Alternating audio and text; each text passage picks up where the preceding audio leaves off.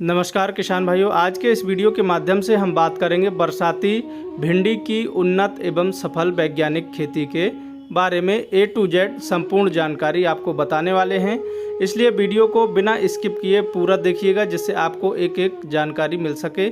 Video के माध्यम से हम बताएंगे बुआई का उचित समय कौन सा है, सबसे बेस्ट टॉप वैरायटी कौन सी हैं, कीट एवं बीमारियां कौन सी आती हैं और उनकी रोकथाम कैसे करना चाहिए, कौन सा स्प्रे शेड्यूल अपनाना चाहिए, फर्टिगेशन शेड्यूल कब और कितनी मात्रा में देना है, कौन सी खाद देना है और इसके साथ साथ मिट्टी का चुनाव कैसे करना चाहिए।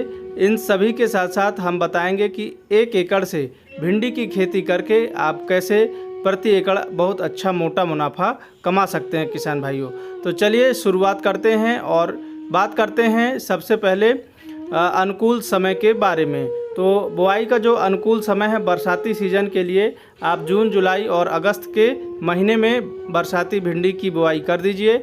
इससे आने वाले समय में आपको भिंडी के जो रेट हैं वो मार्केट में बहुत अच्छे मिलते हैं।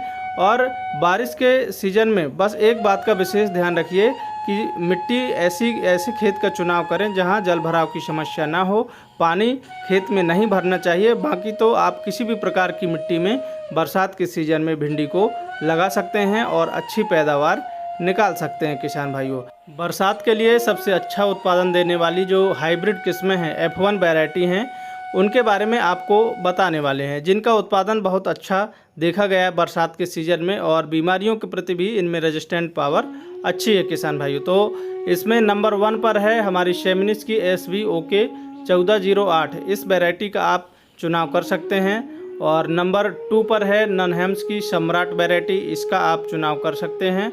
नंबर 3 पर है नामधारी सीड्स की NS 862, इस किस्म का चुनाव कर सकते हैं। सोफिया की NOH 2579 और इसके अलावा एडवांटा गोल्डन सीड्स की राधिका वैरायटी का चुनाव आप कर सकते हैं। इनका उत्पादन बहुत अच्छा देखा गया है हमारे किसान भाइयों के बीच में। जो गोल्डन सीड्स की राधिका वैरायटी है वो काफ़ी पसंदीदा बनी हुई है, क्योंकि इसका जो उत्पादन है और फल की जो क्वालिटी है वो बहुत अच्छी देखने को मिलती है, जिसके कारण बाज़ार में डिमांड अधिक होने के कारण हमारे किसान भाई इस वैरायटी का चुनाव करने में हिचकते नहीं हैं, बहुत ज़्यादा पसंद करते हैं। तो इस वैरायटी का आप लोग भी चुनाव कर सकते हैं और इसका उत्पादन ले सकते हैं किसान भाइयों।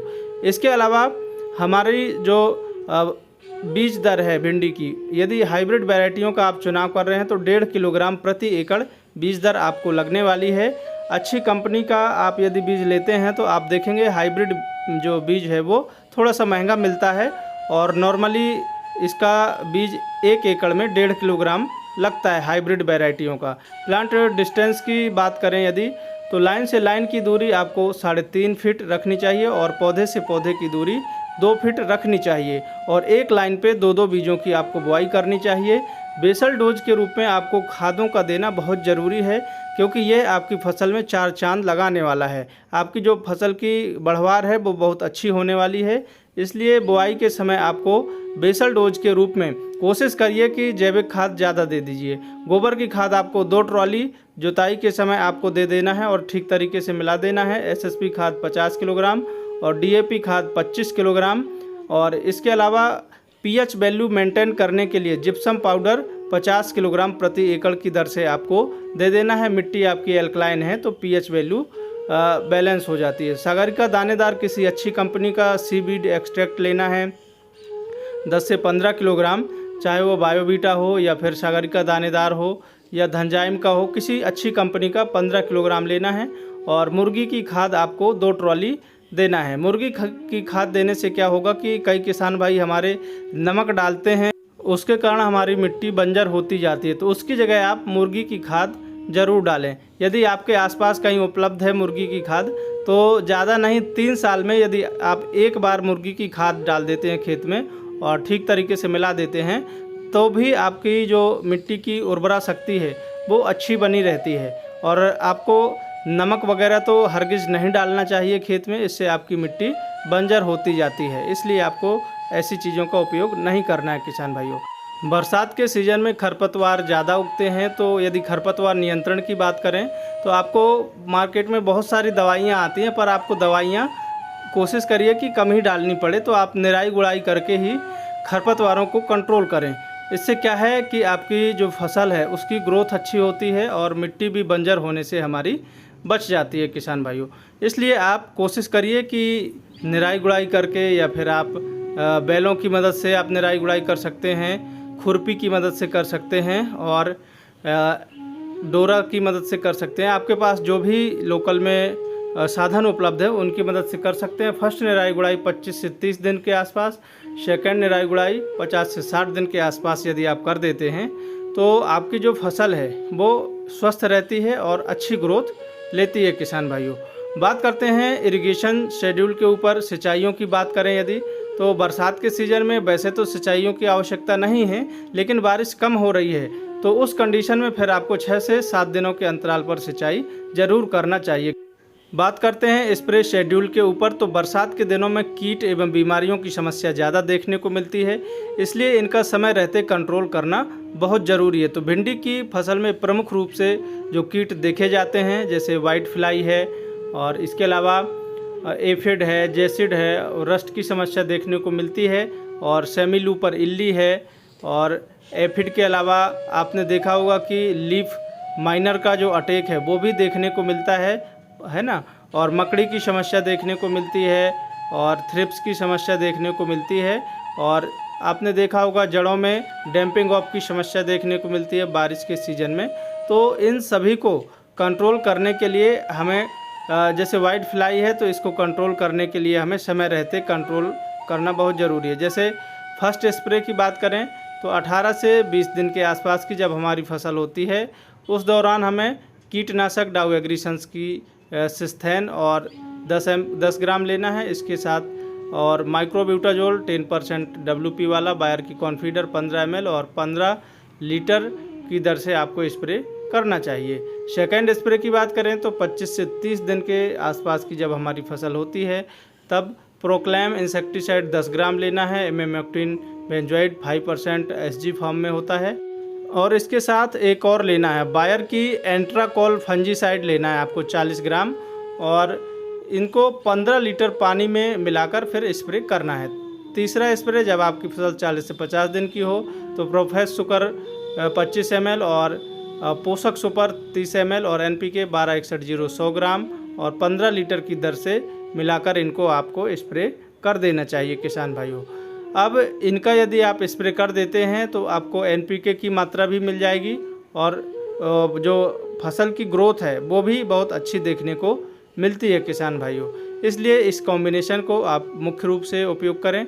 और इसके बाद हमारी फसल में जैसे कीट नियंत्रण की बात करें तो बहुत सारे कीट ऐसे हैं जिसको हम इस वीडियो में कंट्रोल करने के बारे में नहीं बता पाएंगे, तो आप हमारे चैनल पर जाकर वहाँ पे देख सकते हैं कीटों की पहचान एवं उनका नियंत्रण, उनकी रोकथाम। ये वीडियो आप देख लेंगे तो आपको संपूर्ण जानकारी मिल जाएगी और कीटों को आसानी से कंट्रोल कर सकते हैं। चौथे स्प्रे की बात करें तो जब 65 से 70 दिन की फसल होती है तब सिंजेंटा की शिमोडिश 24 ml और इसके साथ साथ आप प्राइड इंसेक्टिसाइड 10 ग्राम, UPL की साफ फंजीसाइड 40 ग्राम इनको लेकर आप दे सकते हैं, स्प्रे कर सकते हैं। पांचवा स्प्रे 90 से 100 दिन के आसपास की जब फसल हो तब चिलेटेड माइक्रो न्यूट्रिएंट्स 30 ग्राम लेना है किसी अच्छी कंपनी का, क्योंकि यदि अच्छी कंपनी का लेंगे तो उसका जो असर है वो भी अच्छा होगा।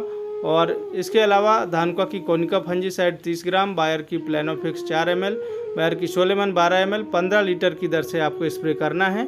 और इसमें चिपको ज़रूर मिलाएं, चिपको मिलाकर स्प्रे करेंगे तो अच्छा आपको रिजल्ट देखने को मिलता है। पौधे की बढ़वार के लिए सबसे महत्वपूर्ण होता है खाद का शेड्यूल। खाद का शेड्यूल आपको कब देना है तो फर्स्ट खाद आपको 20 से 22 दिन के आसपास की जब हमारी फसल होती है तब यूरिया खाद 20 किलोग्राम देना है आपको और मैग्नीशियम सल्फेट 4 से 5 किलोग्राम मिलाना है और जड़ों के पास देकर आपको सिंचाई करना चाहिए किसान भाइयों। सेकंड खाद जब आपकी फसल लगभग 40 दिन के आसपास की हो जाती है तब आपको NPK 10, 26, 26, 20 किलोग्राम लेना है। माइक्रो न्यूट्रिएंट्स खाद 5 किलोग्राम लेना है और यूरिया खाद 32 किलोग्राम जड़ों के पास देकर आपको सिंचाई करना चाहिए।